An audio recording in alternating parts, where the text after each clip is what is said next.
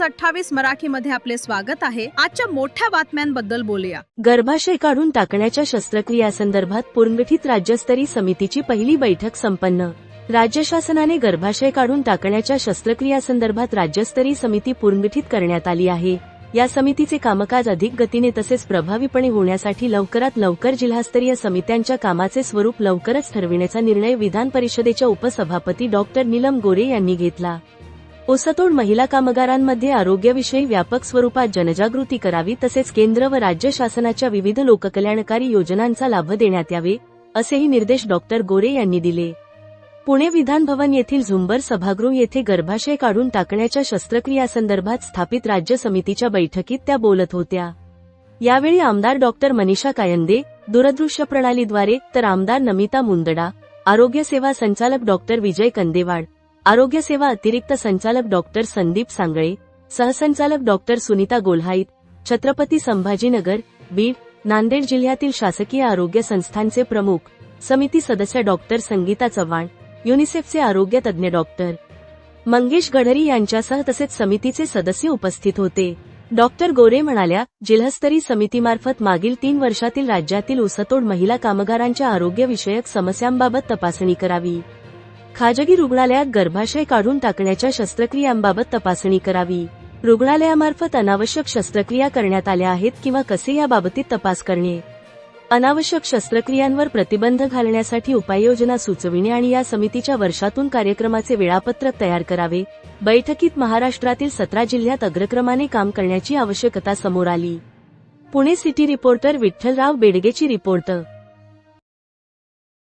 25 फेब्रुवारी रोजी महाराष्ट्र शासनाच्या आरोग्य विभागाने ऊसतोड कामगारांची गर्भाशय काढून टाकण्याच्या संदर्भामध्ये त्याच्या पूर्वी शासनाने जी कमिटी केली होती आणि त्याच्या शिफारसी माझ्या अध्यक्षतेखाली शासनाला सादर केल्या होत्या, तर याबद्दल पुढे काय काय अजून करणं बाकी आहे याबद्दल एक समिती तयार केली आहे आणि त्याचा अध्यक्षपदाची माझ्यावर जबाबदारी आहे। 26 फेब्रुवारीला या संदर्भात GR निघाला होता। आज त्याची बैठक पुण्यामध्ये विधान भवन, पुण्यातल्या विधान भवनमध्ये झाली आणि त्याला आरोग्य विभागाचे संचालक आणि अनेक अधिकारी वरिष्ठ स्तरावरचे जसे होते त्याचप्रमाणे अंबाजोगाई आणि संभाजीनगर इथलं सार्वजनिक हॉस्पिटल्स आणि त्या ठिकाणचे मेडिकल कॉलेज यांचे प्रतिनिधी, त्याचबरोबर सामाजिक क्षेत्रातले प्रतिनिधी उपस्थित होते आणि डॉक्टर मनीषा कायंदे आणि नमिता मुंदडा या विधान परिषदेच्या आणि विधानसभेच्या सदस्यसुद्धा उपस्थित होत्या।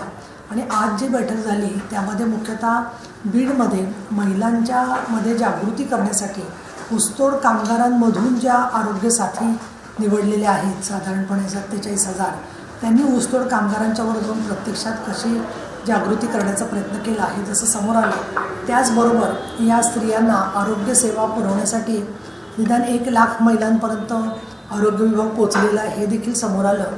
असं असलं तरीसुद्धा इतर जिल्ह्यांमध्ये सुद्धा 17 जिल्हे जे आहेत तिथे ऊसतोड कामगार महिलांची संख्या मोठी आहे की ज्या स्थलांतरित होतात आणि तिथे आमच्या लक्षात आलं की 5,000 छोटी मुलं या कुटुंबांच्या बरोबर साधारणपणे जात असतात। तर या मुलांच्यासाठी पुढे ते कुठे जातात, काय करतात, त्यांच्यासाठी काय संगोपनाची व्यवस्था केलेली आहे, अशा अनेक मुद्द्यांच्यावरती पुढे आम्ही काम करतो आहे।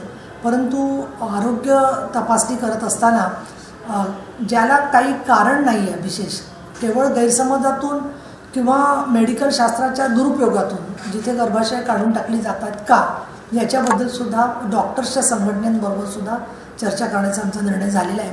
महाराष्ट्र सरकार आरोग्याच्या संदर्भात बरंच हे कमिटीमार्फत काम करत असलं तरीसुद्धा सहकार विभागाने ऊसतोड कामगारांसाठी एक कायदा प्रस्तावित केलेला आहे आणि त्याच्यामध्ये सहकार विभाग, साखर आयुक्त यांनी खूप पुढाकार घेतलेला आहे। तर त्यांच्याशी आम्ही लवकरच एप्रिल महिन्यामध्ये बोलणार आहोत आणि त्याचबरोबर मासिक पाळीच्या वेळेला एक मेन्स्ट्रुअल कप म्हणून छोटं आयुध असतं की जे स्त्रीला मदतकारी ठरू शकतं, त्याच्याबद्दलचा अभ्यास, सॅनिटरी नॅपकिन्स कशा पद्धतीने मोफत मिळू शकतील, त्याचा निपटारा काय करता येईल, आरोग्यविषयक अजून सुविधा काय वाढवता येतील, या संदर्भामध्ये आम्ही सरकार जिल्हानिहाय काय करू शकतं ते पाहण्यासाठी जिल्हा समित्या करण्याचे सुद्धा यामध्ये या कमिटीला अधिकार आहेत।